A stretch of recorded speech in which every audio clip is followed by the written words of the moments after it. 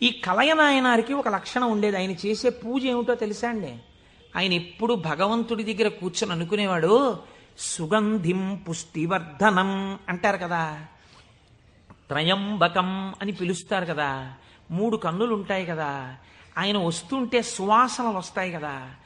ఆనాడు మార్కండేయుడు శివలింగాన్ని గట్టిగా కౌగిలించుకుని చంద్రశేఖర చంద్రశేఖర చంద్రశేఖర పాహిమాం అని అంటుండగా యమధర్మరాజుని శిక్షించి మార్కండేయుడిని రక్షించడానికి శివలింగంలోంచి ఆవిర్భవించాడు కదా.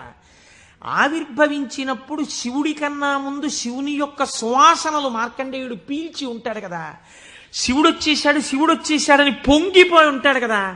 ఎంతకీ రానిటువంటి రైలు వచ్చేస్తోందని అనౌన్స్ చేసినప్పుడు ఎంత ఆనందం పొందేస్తామో, ముందు అనౌన్స్మెంటు, తర్వాత రైలు ఇంజను కనపడగానే పొంగిపోయినట్టు సుగంధిం, ఆ సువాసనలు వస్తుంటే ఎంత పొంగిపోయి ఉంటాడు కదా మార్కండేయుడు.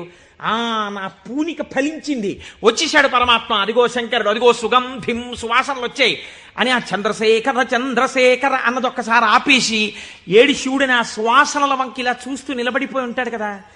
కాబట్టి శివుడి యొక్క సువాసన అలా ఉంటుంది కదా అని పొంగిపోతూ నేను అలాంటి వాసన పీలుద్దామని, ఆయన మహాైశ్వర్యవంతుడు కలయనాయనార్, రోజు ఇంత గుగ్గిలం పట్టుకొచ్చి ఆ గుగ్గిలం వెలిగించి గుగ్గిలం ధూపం వేసేవాడు. ఆ ధూపం అంతా పూజ గదంతా నిండిపోతే అందులో కూర్చుని మార్కండేయుడు ఇలాగే వాసన పీల్చి ఉండి ఉంటాడు. ఆనాడు అర్జునుడు గబగబా వెళ్ళి తన గాంధీవం ఎత్తి కొడుతున్నప్పుడు శివుడి దగ్గరికి వెళ్ళినప్పుడు వాసనలు ఇలాగే వచ్చి ఉంటాయి అని ఆ వాసనలు పీలుస్తూ కళ్ళు మూసేసుకుని ఇవే శంకరుడి శరీరంలోంచి వస్తున్న వాసనలు, ఇక్కడే శివుడున్నాడని రోమాంచితం అయిపోయి పరవశించిపోతూ సమాధి స్థితిలోకి వెళ్ళిపోయేలా ఉండిపోతుండేవాడు ఆయన. మీరు చూడండి, భగవంతుణ్ణి పట్టుకోవాలనుకున్నవాడు, ఏమంటే మాకు పూజ కుదరట్లేదండి, మాకు ఈ స్తోత్రం రావట్లేదండి అంటాం మనం. మన బతుకంతా ఎక్కడ ఆగిపోతుందంటే దీపంలో 2 ఒత్తులు వేయాలా, 1 ఒత్తి వేయాలా. నిజంగా తరించిపోయిన వాళ్ళు తరించిపోవడానికి ఎన్ని మార్గాలు వెతుక్కున్నారో చూడండి. ఆయన సువాసనలు పీలుస్తూ రమించిపోయాడు.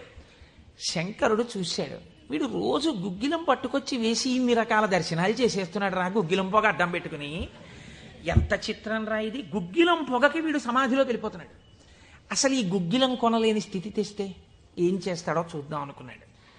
ఐశ్వర్యం అంతా క్షీణింపచేశాడు. ఆయనకి మనస్సు శివుడి మించి పోలేదు. ఎలాగో అలా నానా కష్టాలు పడి ఇంత గుగ్గిలం తెచ్చి శంకరుడికి వేసి ఆ వాసన పీల్చేటప్పటికి సమాధిలోకి వెళ్ళిపోయాడు. ఇంక ఏముంది, మనస్సు అలవాటు పడిపోయి ఇంత పొగొచ్చేటప్పటికి అంతే సమాధిలోకి వెళ్ళిపోతాడు. ఎంత తేలికండది. అగరత్తు వెలిగించకుండా ఉంటాం కదా, అగరత్తు వెలిగిస్తే గుగ్గిలైనా సమాధిలోకి వెళ్ళిపోతాడు అంతే. ఈ స్థితి చూసి శంకరుడు భార్యాబిడ్డలు తినడానికి కూడా అన్నం మెతుకు లేకుండా చేశాడు. చూద్దాం ఏం చేస్తాడు. భార్యాబిడ్డలు పస్తులున్నాడు. అన్నమో రామచంద్ర అని ఆ భార్య మహాపతివ్రత. ఆవిడ తన మెడలో ఉన్నటువంటి మంగళసూత్రాన్ని తీసి నాయనారికిచ్చి, అయ్యా మీరిది పట్టుకెళ్ళి వెలకట్టి అమ్మించి డబ్బు పట్టుకుని రండి, దాంతో మనం కొన్నాళ్ళు భోజనం చేద్దామని. తప్పకుండా తీసుకొస్తానని ఆ మంగళసూత్రాలు చేతిలో పట్టుకుని శివ శివ శివ శివ అని సంతోషపడిపోతూ వెళ్ళిపోతున్నాడు. శంకరుడు ఒక పెద్ద బండిలో గుగ్గిలం బస్తాలు వేసుకుని ఎదురొచ్చాడు. మళ్ళీ దొరకవుట గుగ్గిలం, అందుకని చెప్పి బస్తాలు కొనుక్కెడుతున్నాను, ఎవరైనా కావాలంటే కొనుక్కోండి అని అరిచాడు. అమ్మ బాబోయ్, గుగ్గిలం దొరకదటని చెప్పి ఈయన గబగబా మంగళసూత్రాలు ఇచ్చేసి గుగ్గిలం బస్తాలు కొనేశాడు. పోనీ గుగ్గిలం దొరకదంటున్నారు, ఇంటికి పట్టుకెళ్ళి ఈ గుగ్గిలాన్ని దాచుకుని రోజు ఇంతంత వేద్దాం అనుకున్నాడా? నిజంగా నాడు శంకరుడు వస్తుంటే సుగంధిం పుష్టివర్ధనం, ఇదొక్కటే ఆయన సమాధికి కారణం.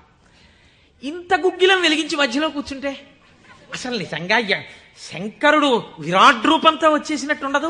కాబట్టి ఈ గుగ్గిలం అంతా వెలిగించేస్తానన్నాడు. ఇంట్లో వెలిగించేస్తే బాగుండదు, పొగలు వచ్చేస్తాయి.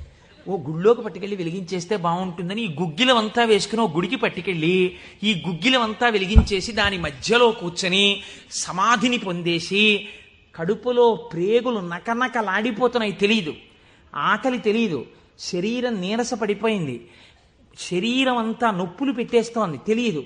ఇంట్లో భార్య బిడ్డలు శోషించి పడిపోయే స్థితి వచ్చింది, తెలియదు. ఆ పొగ మధ్యలో సమాధి స్థితిని పొందాడు. ఇప్పుడు నా భాషలో చెప్పాలంటే భగవంతుడు ఓడిపోయాడు.